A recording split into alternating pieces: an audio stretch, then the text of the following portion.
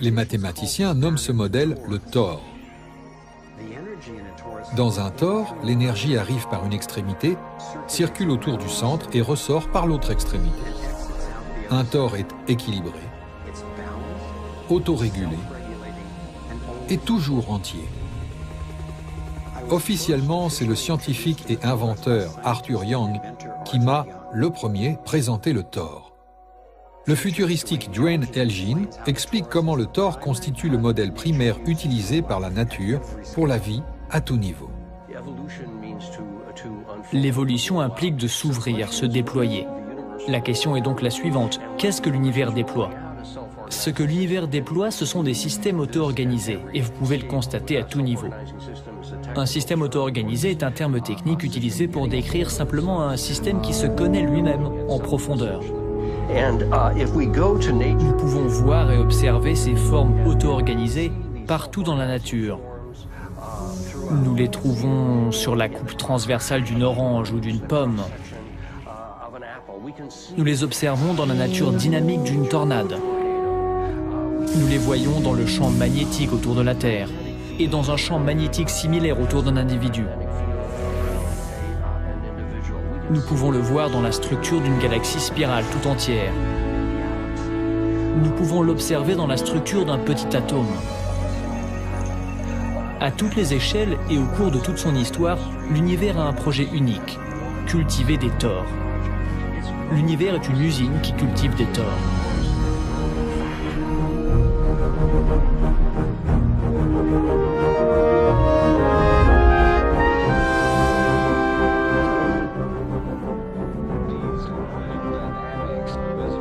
Ces dynamiques toroïdales sont visibles à différents niveaux. L'un d'entre eux est le niveau galactique. D'énormes structures tournoyantes composées de milliards d'étoiles. Généralement, cela ressemble à de grands bras de galaxies qui se retournent et qui se caractérisent par des tourbillons qui partent du centre et s'étendent jusqu'au bord du halo galactique qui les entoure.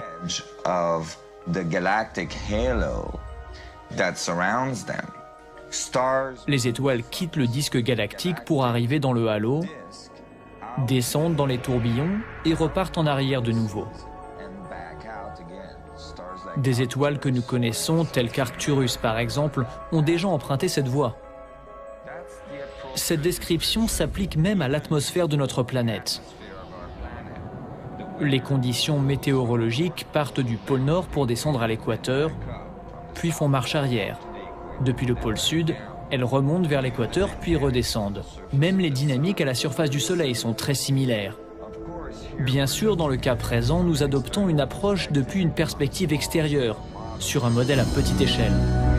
Quand vous regardez le système solaire ancré dans la galaxie, ancré dans l'amas, ancré dans le superamas, nous voyageons dans cette mer infinie où circule une infinité de tors.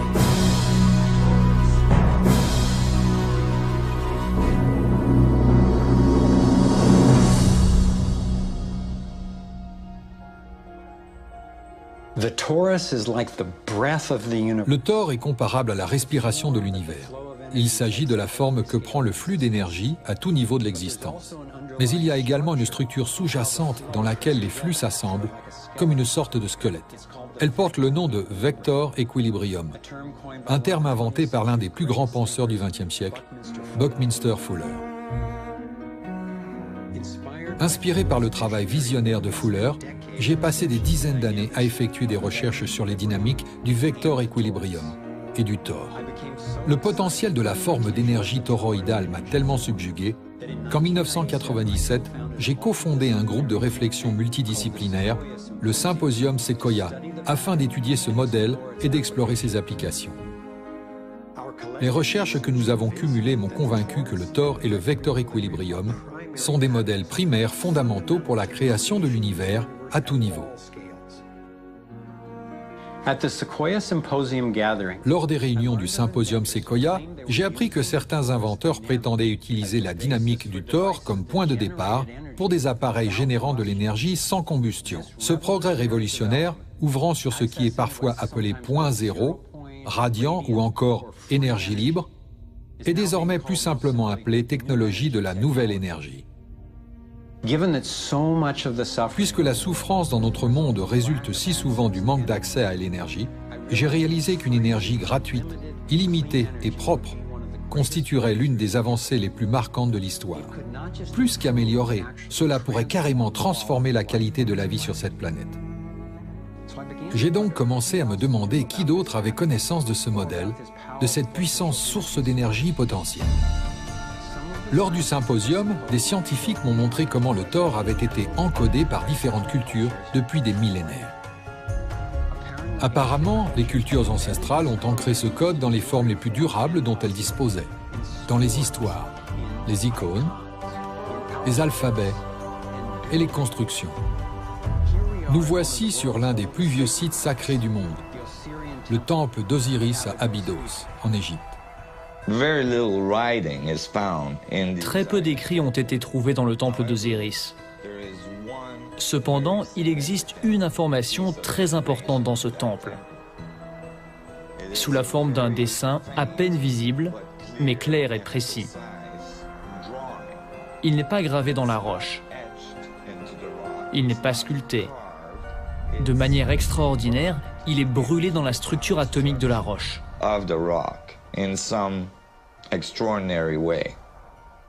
Nassim a décodé le symbole d'Osiris en 3 dimensions. Étant donné que notre monde n'est pas en 2 dimensions, il est logique que les codes donnant des informations à son sujet ne soient pas limités à des représentations plates.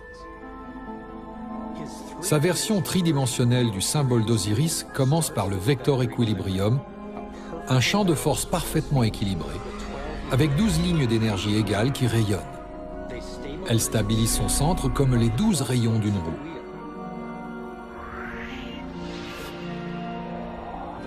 Le modèle primaire du flux d'énergie équilibré autour de cette structure est le Thor.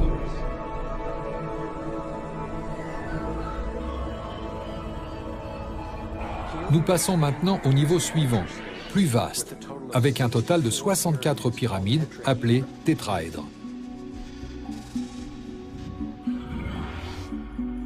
Si nous plaçons des sphères dans la représentation du champ d'énergie toroïdal entourant chacune des pyramides, et que nous écartons les pyramides, nous nous retrouvons avec une matrice qui, étonnamment, se superpose exactement à l'icône d'Osiris.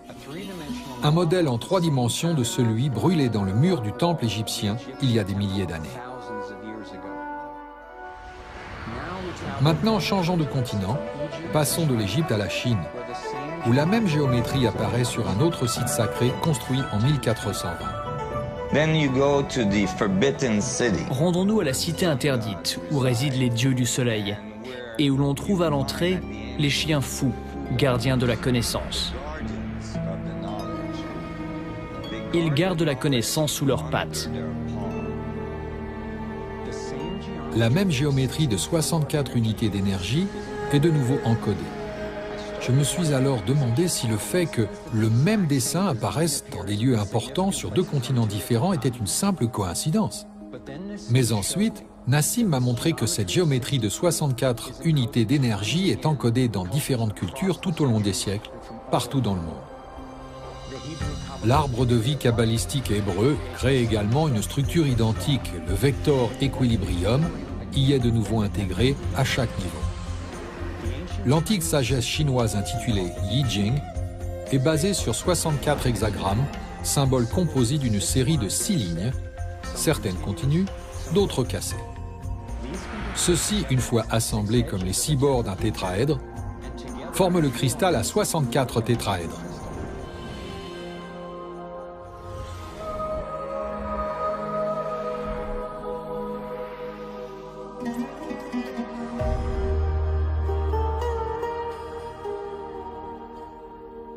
Le même modèle réapparaît dans la recherche scientifique moderne. La double hélice se caractérise par un alphabet de 64 codons utilisés pour encoder notre ADN humain. J'avais constaté que la connaissance de la géométrie vivante de l'univers était très avancée il y a des milliers d'années. Mais comment donc pouvait-il en savoir autant ? La plupart des histoires de l'Égypte ancienne, des Mayas et des Incas, évoquent les dieux du soleil descendant sur la terre et enseignant aux hommes l'ingénierie, l'écriture et toutes leurs sciences.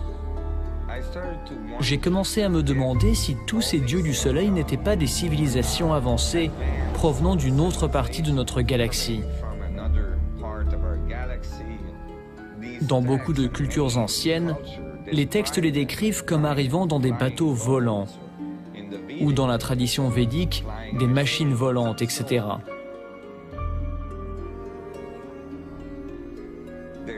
La venue de ces dieux du soleil a été mentionnée à maintes reprises à travers l'histoire.